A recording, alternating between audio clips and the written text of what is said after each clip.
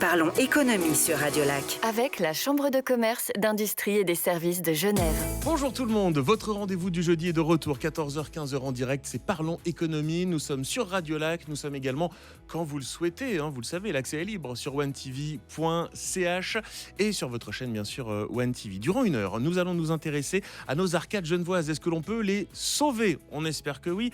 Nous en reparlerons plus en détail un petit peu plus tard dans cette émission. Comment enfin dire stop à la discrimination au travail, un sujet essentiel évidemment. Là encore, des éléments de réponse un petit peu plus tard dans cette émission. J'aimerais dire bonjour à la nouvelle directrice de la communication de la Chambre de commerce, d'industrie et des services de Genève. Bonjour Elsa Floret.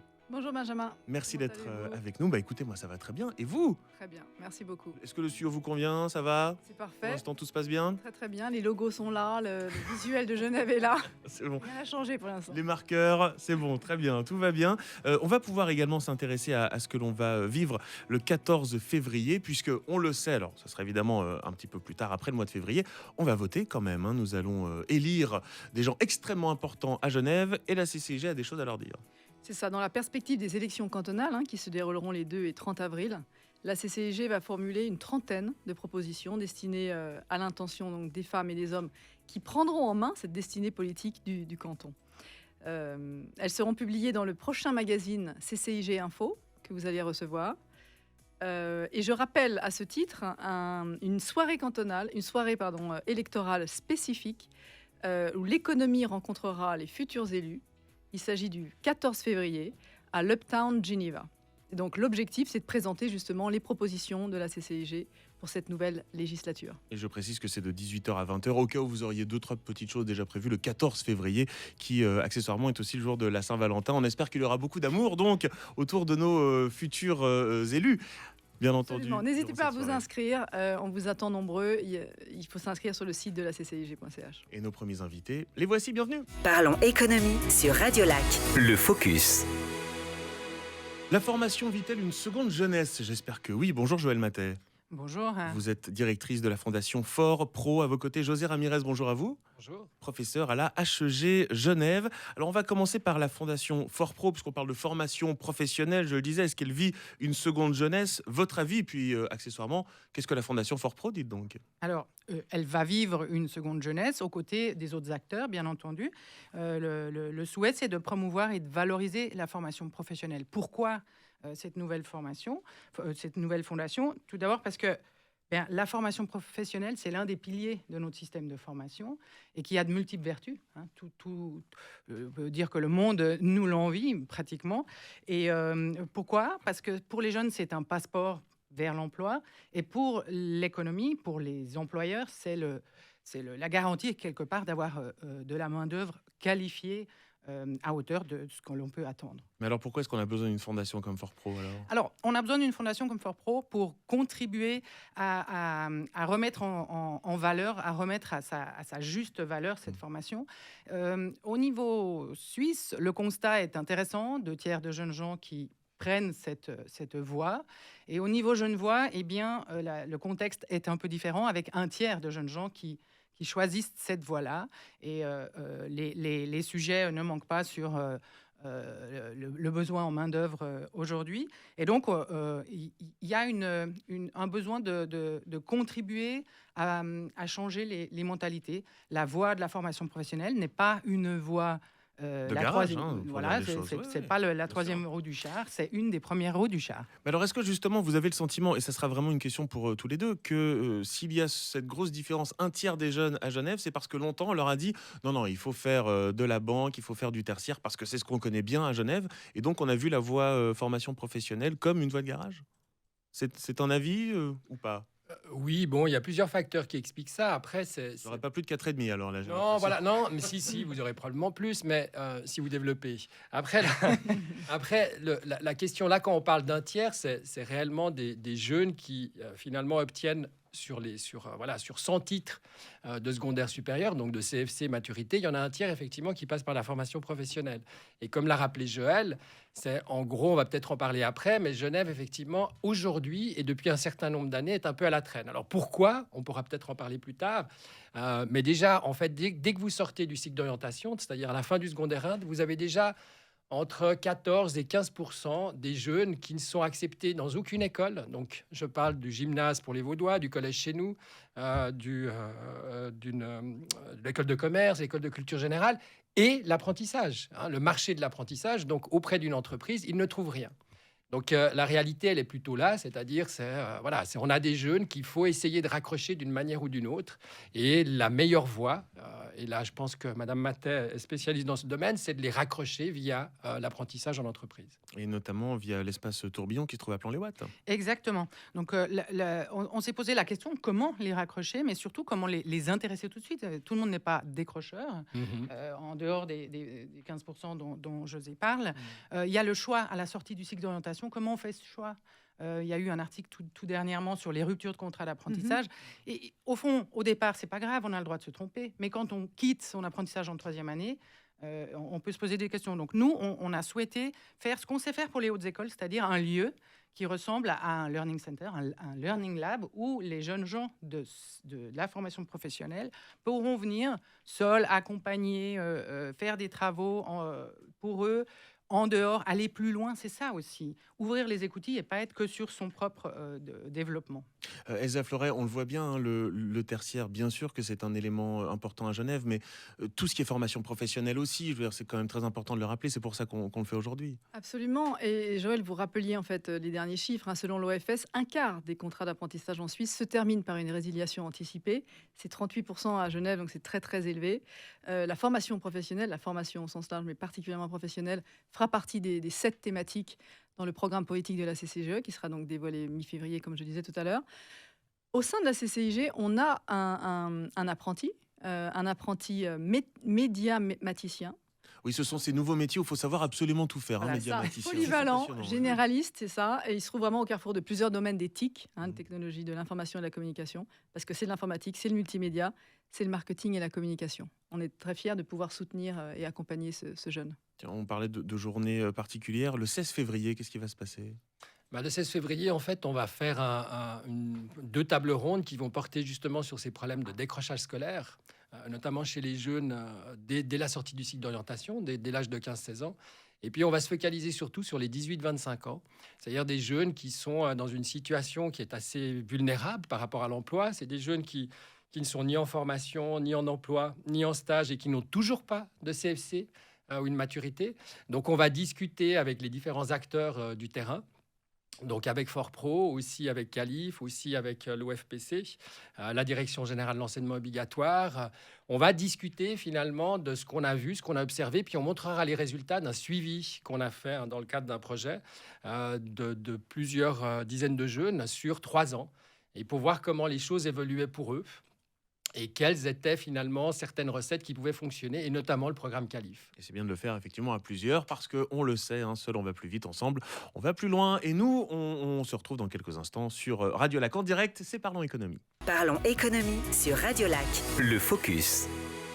La formation professionnelle vit-elle une seconde jeunesse ? On continue de s'y intéresser avec le professeur à la HEG Genève, José Ramirez, et la directrice de la fondation ForPro, Joël Matet. Alors je discutais, parce qu'il y a quelqu'un d'autre dans ce studio, c'est Jeanne Cerise, elle a 14 ans. Jeanne Cerise est en 10e, et elle me disait, moi je connais pas tous les débouchés. Mais c'est normal, à 14 ans, on sait pas trop ce qu'on veut faire plus tard. Donc comment est-ce qu'on peut donner l'envie aussi d'aller vers la formation professionnelle ? Jeanne, il y a 230 métiers à peu près. Tu peux pas te dérober là, Jeanne Cerise. 230 métiers. Bon, c'est t'en connais combien ? Tu peux nous en citer combien ? Oui, c'est ça.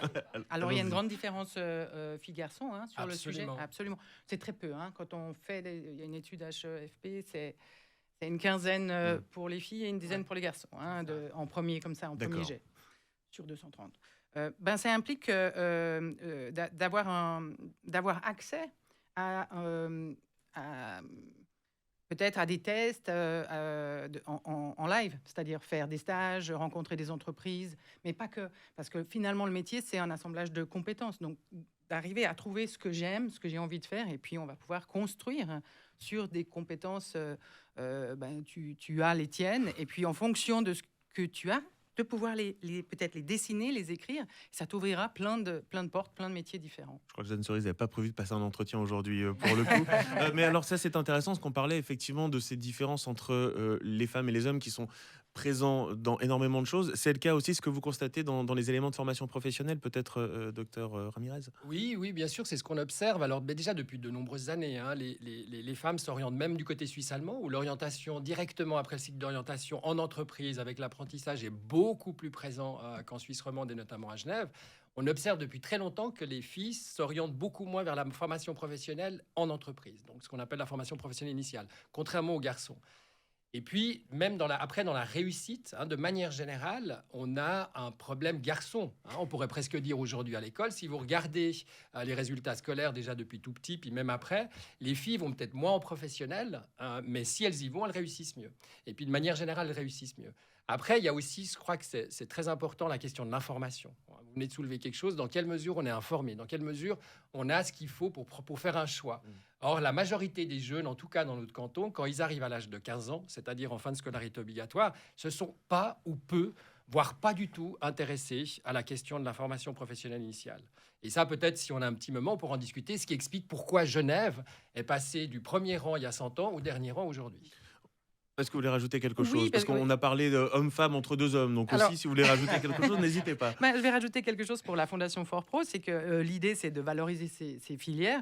Et on a imaginé 3-4 lieux différents qui sont des laboratoires pour pouvoir s'inspirer, être conseillé, tester, mais surtout expérimenter. Et donc, un lieu où on va pouvoir tester des gestes métiers, se tromper et les valider à un moment donné pour aller plus loin.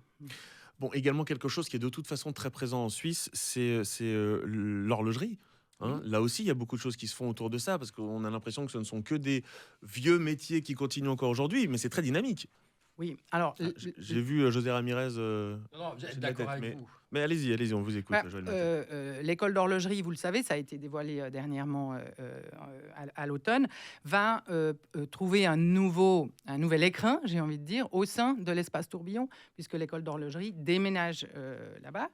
L'idée, évidemment, c'est d'aller au milieu de la zone industrielle, d'aller au milieu des futurs employeurs. Là où ça se passe. Là où ça se passe. C'était mieux. Et on va pouvoir créer forcément des synergies pérennes qui sont liées à la proximité. Ce fameux public-privé dont on parle très souvent à Genève. Hein, Oui, de toute façon. tout à fait. Alors, ça reste l'école d'horlogerie de Genève, n'est-ce pas? Il faut se rappeler que c'est la plus ancienne et elle va pouvoir se déployer dans ce nouveau lieu. Elle le fait avec... les programmes qui sont les siens aujourd'hui, mais on va pouvoir aller au-delà, certainement. Ça pourra comme ça tourner comme une horloge. Vous vouliez rajouter quelque chose là-dessus, José Ramirez, que je disais, vous avez presque tiqué, je crois, quand j'ai parlé de ça. Non, j'ai pas tiqué. C'est par rapport à ce que vous dites. Effectivement, l'horlogerie, oui, c'est toujours d'actualité, hein, notamment par rapport à notre tissu industriel, en tout cas ici à Genève et en Suisse romande. Mais de manière générale, je crois que ce qui est important de rappeler par rapport à ce que vous disiez tout à l'heure, c'est que les jeunes doivent aujourd'hui, et tout le système, hein, c'est pas que les jeunes, c'est aussi les parents, parce que vous parliez effectivement d'une voie de garage, hein, c'est un petit peu l'image qu'on a de l'apprentissage qu'on a eu en France, par exemple, ou dans d'autres pays. Ça n'a jamais été le cas en Allemagne, en Suisse, en tout cas du côté allemand. Par contre, du côté roman, on a cette culture. Hein, on a cette culture un petit peu, mine de rien, qui est un peu plus française que nos voisins suisses-allemands, et qui fait que tout le système, y compris les parents, y compris les enseignants, ont tendance, inconsciemment ou consciemment, à minoriser un petit peu la qualité de la formation professionnelle. Mais encore aujourd'hui, parce que quand on a vu la crise en 2008, par exemple, on a bien compris que les métiers où on a j'allais dire les mains dans le cambouis, mais je pense à des métiers, par exemple, de plomberie, de choses comme ça, sont essentiels. Et d'ailleurs, ce sont des entreprises qui fonctionnent très bien. Oui, mais Oui. on peut avoir de très bonnes notes et vouloir faire plombier. Et donc, bien en sûr, c'est ce que R3, je au dis. cycle d'orientation, la fameuse R3, ce sont des jeunes à qui on dit qu'ils iront faire des études Oui, parce que généralistes. être Ils plombier- iront jusqu'à l'Union Voilà. dans les HES, Voilà. bien sûr. Ouais, d'accord. Mais Voilà. ce que vous dites, c'est essentiel parce que même en termes d'économie, aujourd'hui aussi, c'est un problème d'information, c'est-à-dire que les jeunes ne savent pas où sont les meilleures opportunités. Et vous l'avez dit, hein, il y en a plein d'opportunités et dans la plomberie actuellement, un bon plombier peut gagner très bien sa vie. Les panneaux solaires, on en a parlé plus Ah d'une bah fois ça, également dans voilà. cette émission. Elsa Fleuret. Je rebondis juste sur la voie de garage, parce que je pense qu'on devrait s'inspirer des garages dans la Silicon Valley. Ça Ça donne des C'est une belles belle image. nationales. Oui. Vous avez tout à fait raison. C'est vrai qu'ils ont tous démarré dans un garage, hein, Voilà. c'est vrai. On va rappeler donc le 16 février, sans nous dire évidemment ce que vous allez redire le 16 février, mais est-ce qu'on peut lever un tout petit peu le rideau sur la tendance que vous avez constatée? À la tendance, en tout cas, je vais parler peut-être de la question du raccrochage professionnel. C'est de nouveau, c'est de démontrer quelque chose qui semble assez évident, en tout cas pour un économiste du travail, c'est-à-dire d'investir sur les jeunes, c'est rentable. D'accord, ça c'est toujours extrêmement rentable et d'un point de vue social encore plus que pour le jeune en lui-même. Hein, par rapport à l'État, les économies qu'il peut faire, un jeune qui décroche un CFC, ça veut dire que c'est un jeune qui a une moindre probabilité d'être à l'aide sociale, de rester plus longtemps à l'aide sociale et d'y revenir encore moins à l'aide sociale. Donc, investir dans les jeunes, c'est toujours rentable, quelle que soit finalement leur situation, leur parcours scolaire. Et c'est ce qu'on va discuter, effectivement, des outils, des différentes manières qu'on peut faire, parce qu'il y a beaucoup de gens qui interviennent, je dirais, sur cette question de l'insertion des jeunes qui sont en situation de décrochage. Et donc, il y a des visions et des situations différentes. Je rappelle, José Ramirez, que vous êtes professeur à la HEG Genève. Joëlle Mathé, vous êtes directrice de la Fondation Fort Pro. Pour aller plus loin, vous avez lancé, je vais inscrire Jeanne Cerise, une gazette d'information. Oui, pour donner les infos jusqu'à l'ouverture complète du site qui sera en 2024. Donc l'idée, c'est de pouvoir d'ores et déjà communiquer et continuer à travailler en collaboration, ce que nous faisons depuis le début, c'est-à-dire collecter les besoins du terrain et non pas inventer des solutions à des problèmes qui n'existeraient pas. C'est merveilleusement dit, on ne pourra pas faire mieux. Donc restons-en là. Merci beaucoup d'être venu nous voir. Merci. Merci à vous. Parlons économie sur Radio Lac. Genève bouge pour la planète. Sujet essentiel à présent, comment enfin dire stop à la discrimination au travail. Bonjour Joëlle Payom. Bonjour Benjamin. Merci beaucoup d'être avec nous. Vous êtes la directrice de Résalience. Résilience, Alliance, qu'est-ce que vous proposez? Alors avant de démarrer, j'aimerais mentionner une citation de Boris Cyrulnik, qui est un célèbre psychiatre et expert en neurosciences, qui dit « Un événement traumatisant n'est pas le dernier mot de l'existence ». Malheureusement, face à tous les événements traumatisants et particulièrement le harcèlement et les discriminations au travail, nous ne sommes pas tous égaux. C'est-à-dire que les facultés de résilience d'un individu dépendent d'énormément de facteurs, dont son histoire personnelle, son environnement, ses ressources, aussi bien ressources financières que ressources même physiques. Et face à ce constat, il est primordial de pouvoir mettre en place des actions, des solutions pour accompagner certaines personnes et leur fournir une espèce de bouée pour garder la tête hors de l'eau. Donc ça, c'est la capacité à se reconstruire et à rebondir, donc la résilience, après un événement traumatisant. Et l'alliance, c'est l'alliance autour de la notion d'inclusion, c'est-à-dire faire en sorte que chaque individu, quelles que soient ses différences visibles ou invisibles, soit respecté, accepté et traité de manière équitable dans le monde du travail. Je précise, Résalience, c'est REZ Alliance, hein, pour pouvoir vous trouver. Donc, vous aidez les personnes qui subissent du harcèlement, ou est-ce que vous accompagnez également peut-être des entreprises qui disent « Nous, on ne sait pas si on a des problèmes ou pas, mais on veut être sûr de bien faire les choses ». On accompagne effectivement les deux. Déjà en mode pompier les personnes, parce que il faut le dire, c'est à peu près 60% des employés en Suisse qui disent avoir déjà été confrontés au harcèlement moral. C'est 6 femmes sur 10 qui vont être confrontées durant toute leur vie professionnelle au harcèlement sexuel. Un homme sur 10, parce qu'il y a aussi les hommes qui sont concernés. Et là, c'est un traumatisme qu'on vit en général et il faut intervenir rapidement. Donc, on les accompagne en leur proposant des outils, en les mettant en relation avec des professionnels pour les aider à se reconstruire et à rebondir. Et bien évidemment, on accompagne également les organisations pour qu'elles deviennent plus inclusives, en fait, pour qu'elles développent le vaccin contre les discriminations et le harcèlement. Et on sait que quand on le veut, un vaccin, on peut le développer rapidement. Encore faut-il y mettre les moyens. Tout à fait. Voilà. Elsa Fleuret, on peut quand même préciser qu'il y a les prix de l'économie que l'on connaît, mais depuis quelques années, 2 ans, je crois, si je ne dis pas de bêtises, il y a un nouveau prix qui est arrivé. C'est ça. Depuis 2 ans, le prix de l'égalité est en place. Et parmi les critères, les nombreux critères de sélection, un des critères est de repérer la présence d'un dispositif de prévention de harcèlement. Donc, les prochains prix auront lieu le 14 septembre. J'ai une question extrêmement précise, Joëlle Payom, et je vais le dire parce que ça ne se voit pas à la radio. Vous et moi, nous n'avons pas la même couleur de peau, parce que ça peut malheureusement également être instigateur de tout cela. Tiens, je prends un exemple. Noah, qui réalise cette émission, vient du Canada. Alors, où démarre le harcèlement? Si je dis à Noah, ah bah alors dis donc, est-ce que tu as encore mangé une poutine à midi? Est-ce que je suis un gros beauf ou est-ce que j'harcèle Noah? Alors, il y a 2 aspects très importants à prendre en compte dans le harcèlement. Un, c'est le ressenti de Noah. Et 2, c'est la répétition des événements. Si vous dites à Noah, oui, Poutine, etc., vous faites des petites blagues qui peuvent le vexer, c'est une fois en passant. Si vous le dites systématiquement tous les matins en arrivant, vous rigolez, et puis tiens, vous en parlez avec des collègues et vous encouragez les collègues à se moquer de Noah, oui, là, vous rentrez dans un système de harcèlement. Et en plus de mobbing. C'est-à-dire que le mobbing, c'est le harcèlement moral quand il est exercé par un groupe sur une personne. À l'inverse de ce qu'on dit en anglais. Alors, en anglais, il y a deux expressions. En français, on n'a que harcèlement psychologique, mais en anglais, vous avez bullying et mobbing. Donc, si en plus vous rameutez du monde pour que tout le monde s'en prenne à Noah, c'est clairement du harcèlement, oui. Et donc, dans ces cas-là, la personne, je vais garder l'exemple de Noah, désolé Noah, en l'occurrence, quels sont les leviers dans une entreprise alors pour Noah, par exemple? Est-ce que c'est de venir m'en parler, auquel cas c'est une confrontation, et j'estime qu'il faut quand même être très à l'aise avec la personne avec qui on en parle, ou est-ce qu'on va voir son supérieur, je ne sais pas? Bah, normalement, les entreprises, j'ai envie de dire responsables, elles ont en place des outils et des process pour recueillir la parole. Et par exemple, les personnes de confiance qui doivent exister dans des entreprises, en tout cas d'une certaine taille. Et le but, c'est que Noah puisse aller s'adresser à la personne de confiance pour expliquer ce qui lui arrive. Et normalement, si l'entreprise a effectivement des process en place, bah, il y a toute une procédure à suivre. Ensuite, ça remonte peut-être aux ressources humaines, etc. Alors, on peut en parler à son manager direct si le harcèlement vient d'un autre collègue. Mais si le harceleur ou la harceleuse, c'est son manager direct, c'est un peu compliqué. Et comme c'est compliqué d'aller parler à son N+2, parce que voilà, il faut qu'il y ait des procédures en place, il faut qu'il y ait une communication qui soit faite par l'organisation pour que Noah sache vers qui se tourner. Très concrètement, vous l'avez dit, il y a ce type de mobbing et de bullying. Est-ce qu'il y a d'autres choses? Il y a le ressenti de la personne. Est-ce qu'il y a d'autres choses? C'est principalement le ressenti et la répétition, mais après, les mécanismes et puis surtout la forme que ça prend, c'est diffus, c'est divers.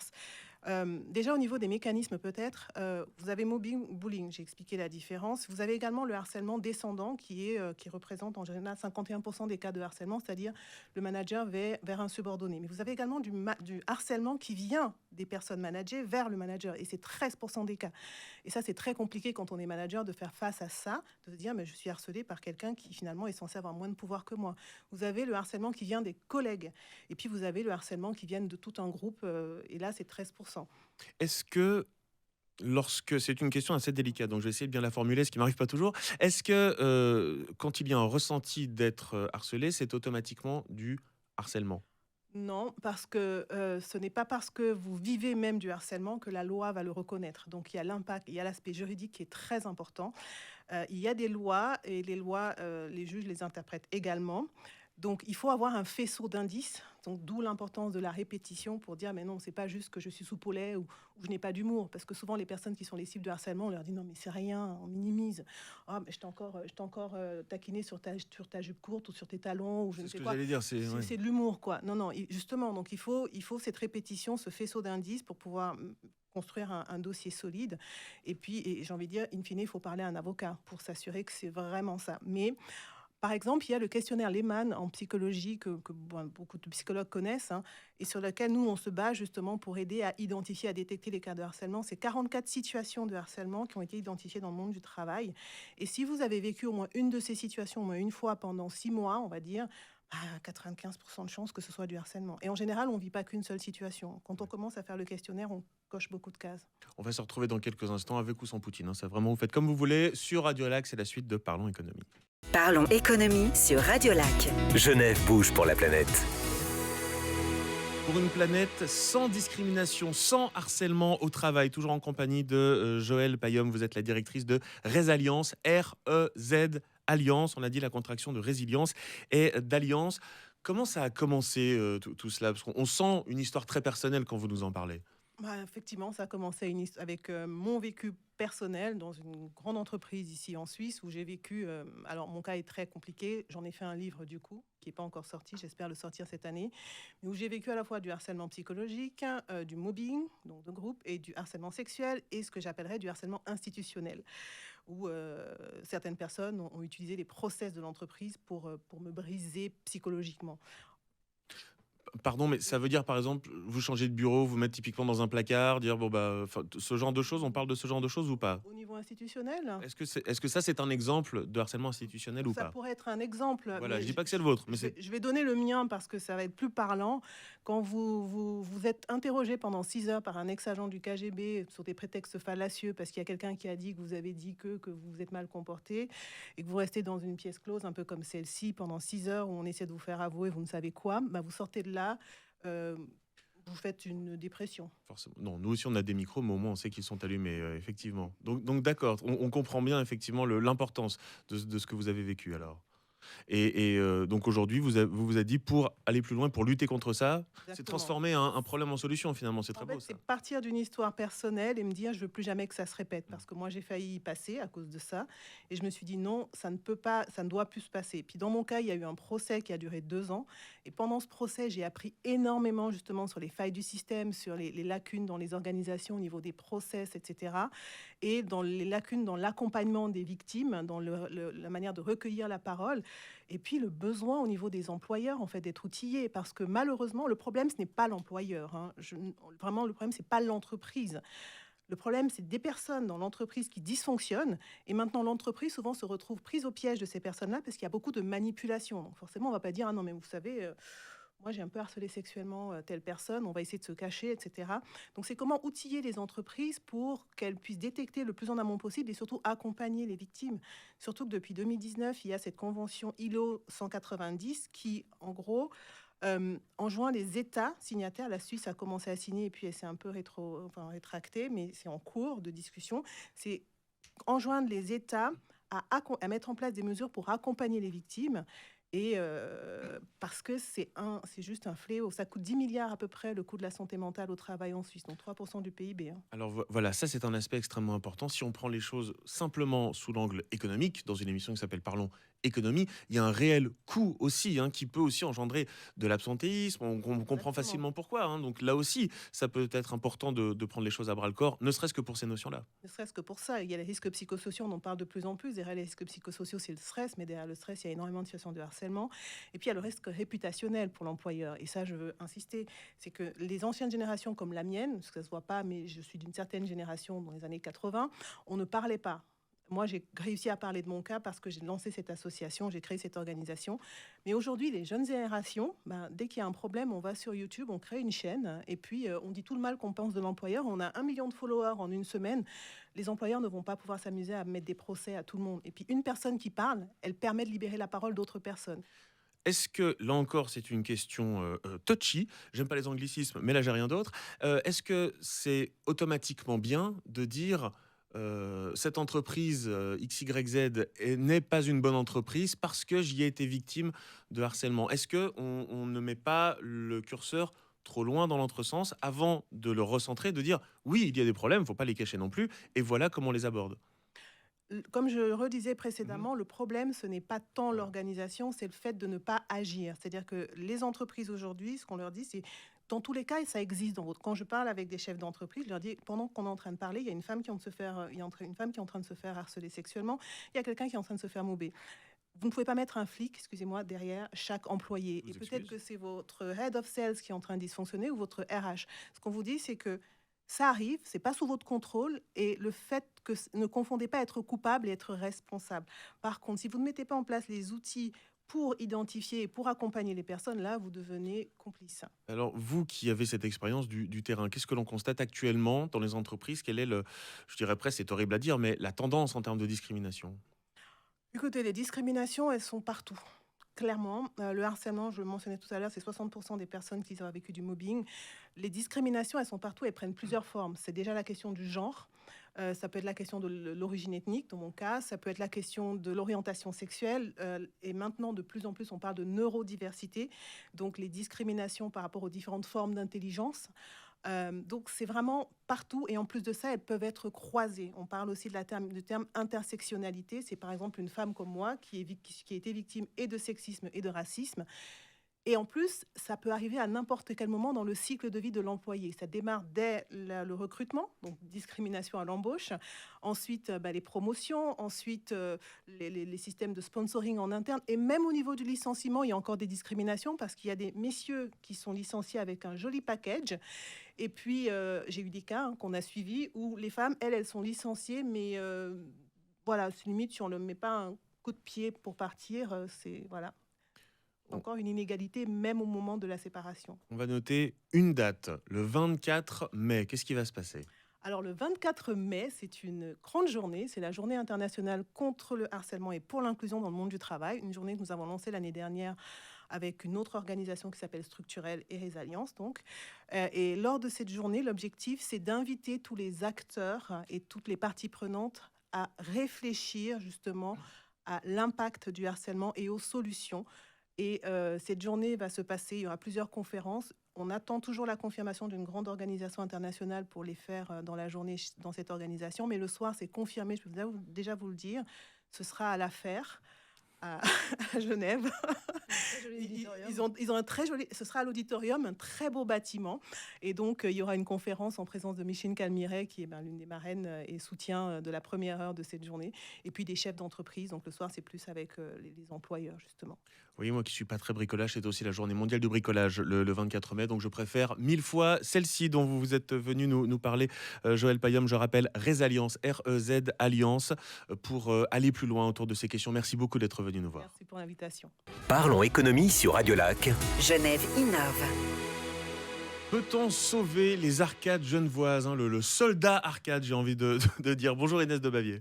Bonjour Benjamin. Vous êtes senior consultant chez CBRE en charge du retail en Suisse romande. Bonjour Olivier Nimis. Bonjour. Merci beaucoup d'être à nouveau sur Radio Lac avec nous. Vous êtes le directeur de Remicom. Alors, CBRE et Remicom, qu'est-ce que vous faites ? On va commencer par vous Inès de Bavier. Alors CBRE, on est une société d'investissement et de services dans tout ce qui est immobilier commercial. On a plusieurs départements qui couvrent l'activité.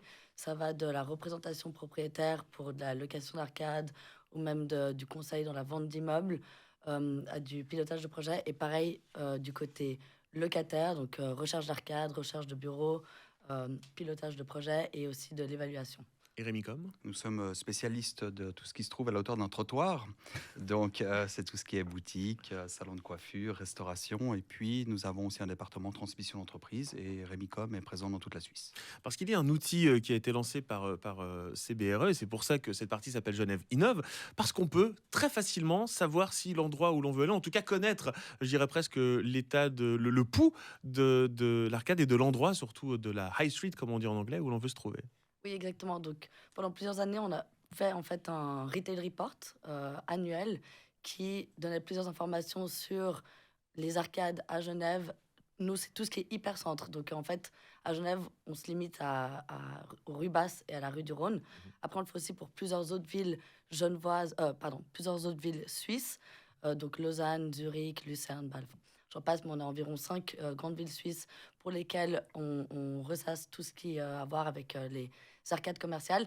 Et aujourd'hui, on en a fait un outil digital interactif. Et cet outil nous permet de se balader sur un plan, sur les rues principales marchandes, donc rue du Rhône et les rues basses, pour voir qui serait, si on se situe, je sais pas, par exemple à la rue du Rhône 5, qui seraient nos voisins. Et qu'est-ce qui se passe autour ? Est-ce qu'il y a des arcades qui sont vacantes, en rénovation ? Voilà. Question pour tous les deux, comment se porte le patient ? Le patient qui est donc le retail à Genève. Alors, je vais répondre en premier.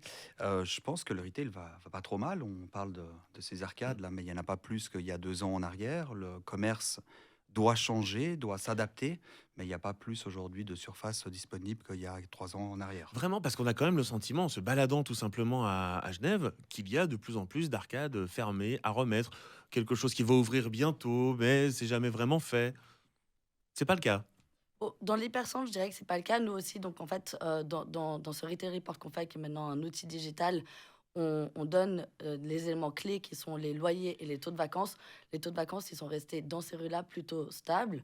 On voit des turnovers, mais c'est plutôt en général pour le mieux. C'est que tout d'un coup, il y a un boom, par exemple, dans les showrooms. Puis on voit H&M Home qui est venu s'installer comme showroom de mobilier, et aussi commerce de mobilier. Mais le taux de vacances reste plutôt bas. on est environ à 2% entre la rue du Rhône et les rues basses. Mais peut-être c'est vrai, et Olivier est peut-être encore plus spécialiste que nous à ce sujet, mais pour les locations B, qu'on appelle nous B, qui sont en dehors de ces rues-là, c'est vrai qu'il y a un peu plus de turnover. Donc on voit des arcades vides, mais ça ne veut pas dire qu'elles le restent indéfiniment, et c'est juste plutôt des dynamiques qui se créent avec des changements. Alors nous, on s'occupe aussi bien du centre-ville que des périphéries, donc ce qui n'est pas forcément les 2 premières rues de Genève. Bien sûr qu'il y a plus de mouvements, mais ce n'est pas parce qu'il y a une crise, c'est simplement parce qu'aujourd'hui, on a peut-être des commerçants de moins bonne qualité qu'il y a 10 ans en arrière, et puis qu'aujourd'hui, le commerce de détail doit malheureusement ou heureusement s'adapter par rapport à Internet, par rapport à la consommation des gens qui ont pris l'habitude après Covid de commander pour recevoir à la maison au lieu de sortir. Mais c'est quoi un commerçant de moins bonne qualité qu'il y a 10 ans? Alors, j'ai honte à le Ça fera dire, pas mais plaisir à H&M non. Home qui s'est installé, du coup. Non, alors, il y a les grandes enseignes, forcément. sûr, bien C'est sûr. des gens qui sont bien organisés, mais aujourd'hui, il y a des gens qui pensent qu'ils sont faits pour être commerçants. Et puis, malheureusement, ils n'ont pas cette fibre qu'ils devraient avoir et ils n'ont pas cette qualité de service qu'ils devraient donner. Et aujourd'hui, on ne peut plus charger sa voiture d'aller à Milan et puis mettre 4 robes et puis de les mettre dans sa vitrine, quel que soit l'emplacement, pour les vendre. Donc, c'est vrai que le commerce est en train de changer et va encore changer. Mais ça, c'est dû à quoi? Est-ce que on a beaucoup parlé ces dernières années de ce boom, des gens qui disent j'en ai marre de ma vie, de mon travail, j'arrête tout, je me lance dans telle ou telle chose, c'est ça? Alors nous, on reçoit des milliers de personnes à travers le réseau Remicom, de gens qui en ont marre d'être banquiers ou autre chose et qui veulent devenir commerçants. Mais c'est vrai que malheureusement, c'est pas une passion, c'est presque une obligation en se disant j'en ai marre d'avoir un employeur. Aujourd'hui, qu'est-ce que je pourrais faire? J'ai envie de devenir entrepreneur. Est-ce que je vais ouvrir un restaurant, reprendre un salon de coiffure ou faire une boutique? Et quand ça démarre comme ça démarre mal. Et on a très peu aujourd'hui de gens qui arrivent avec un projet en disant voilà, moi je veux devenir le spécialiste de la cravate ou le spécialiste de la chaussette. Pour eux, c'est je vais vendre des chaussettes, des cravates et des chemises et je ferai beaucoup plus de chiffre d'affaires au lieu d'avoir un monoproduit et de le faire comme il faut. D'accord, très bien. Oui, c'est savoir un peu tout faire, on fait rien de bien, quoi, finalement. Exactement. Hein. Il y a une expression en anglais comme ça, mais ça fait déjà beaucoup d'anglicisme pour aujourd'hui.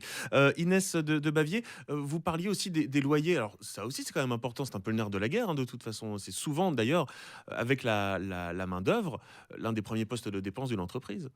Oui.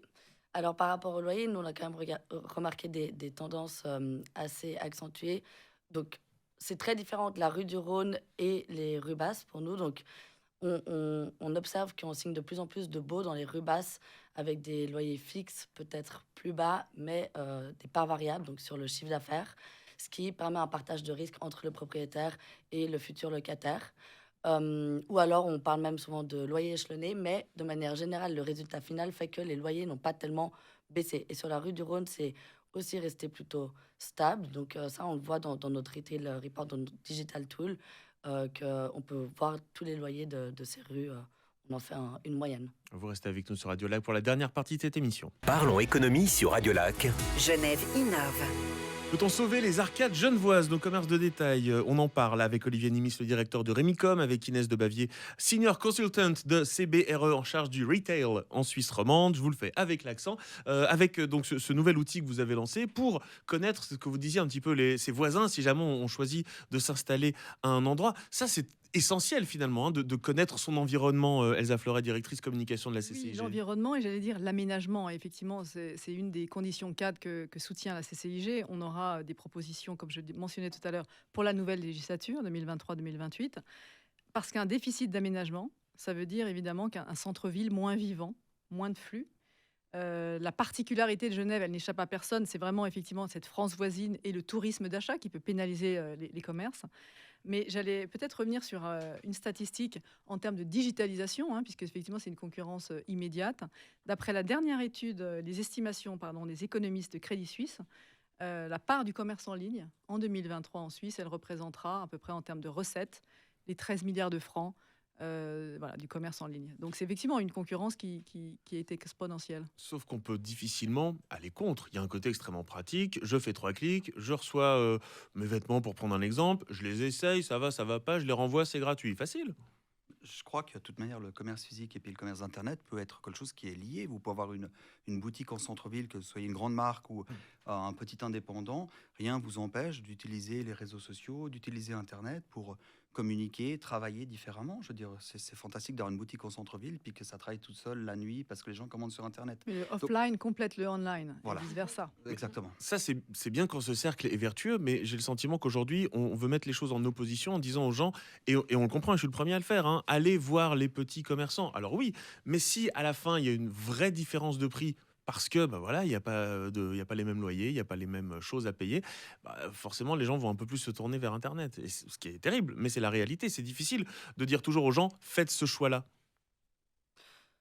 Bon. Patate chaude, puisque Olivier Nimis repasse la patate à Inès de Bavier. Non, mais c'est vrai de toute façon qu'il y a cette évolution du e-commerce qui fait que ça devient de moins en moins attractif, les commerces. On dit brick and mortar, pardon, l'anglicisme. Les commerçants on en durs. parlait avant. Non, mais vraiment le commerce physique. Mais en réponse à ça, et justement, c'est comme ça que les commerçants s'adaptent, ou en tout cas pour ce qu'il en est des enseignes internationales ou de commerçants qui vont se mettre à la rue du Rhône ou dans les rues basses, ils vont peut-être du coup prendre des arcades plus petites et essayer de marcher que sur un rez-de-chaussée et puis plus fonctionner sur des arcades de 400-500 mètres carrés, en réduisant au moins leur coût pour la location en réduisant en fait les charges, les coûts pour la location, pour les employés et tout ça sur place. Et puis ce qui fait que ça rééquilibre un peu le... On gagne en efficacité, en fait, j'ai l'impression. Oui, C'est la volonté, ils en sont tout obligés d'y cas. répondre d'une manière ou d'une autre. Et puis c'est une... Aujourd'hui, c'est vrai que les enseignes réfléchissent aux surfaces qu'ils louent, mais là, on parle de grandes enseignes, mais la qualité, l'attractivité d'une ville comme Genève, qui est fantastique, elle mérite aussi des petits commerçants. Donc, on parle là du centre-ville, de l'hyper-centre-ville, mais on oublie peut-être de parler de ce qui est un petit peu plus loin, parce que vous pouvez faire 200 mètres, et malheureusement, ça devient difficile. Et c'est ça que je pense qu'on doit aujourd'hui pousser et motiver des commerçants de qualité qui ne sont pas forcément des enseignes internationales qui sont fait un copier-coller dans chaque ville, mais c'est notre travail, en tout cas moi j'estime que c'est mon travail chez Remicom, de pouvoir pousser un marchand de chaussures à dire va t'installer aux eaux vives, va t'installer à Plein Palais, va t'installer autour de chez Manor, va t'installer presque à côté d'un Globus ou autre Mais chose. je trouve dingue qu'on en vienne à dire les eaux vives ou Plein Palais à Genève, ce n'est plus considéré comme l'hypercentre, alors que ce sont des lieux de vie énormes. Alors, c'est plus l'hypercentre pour beaucoup de monde, parce que forcément, nous, quand on a de la demande, tout le monde veut s'installer à la place du Mollard. Ils n'ont pas forcément les moyens physiques, intellectuels et financiers pour pouvoir le faire. Mais c'est très difficile de dire à quelqu'un, mais ne t'installe pas à la place du Mollard, et viens, on va t'installer sur le début de la rue des Eaux Vives. Ce qui est dommage aujourd'hui, et je pense toute la problématique de notre ville, c'est que ce qui est un petit peu à l'extérieur du centre-ville a été... pris d'assaut par des métiers que j'ose citer, qui sont aujourd'hui des barbiers, qui sont des épiceries, etc. Et quand j'ai commencé Remicom il y a 20 ans en arrière, il y avait des rues qui m'excitaient personnellement en disant ça, c'est des belles rues, comme tout ce qui était autour de la plaine de Plein Palais, style le 31 décembre, la rue du 30 décembre face au Jet d'eau, tout ça. Et aujourd'hui, c'est devenu des quartiers qui sont plus attractif parce que tous les 50 mètres, on a un barbier, on a un magasin de tabac, d'alimentation. C'est des gens qui travaillent, c'est des gens qui louent leur Et qui locaux sont ouverts tout à jusqu'à fait 2h du normalement, matin. qui sont ouverts, voilà. Mais vous, en tant que vendeur de Sans le chemises, vous pouvez plus y aller.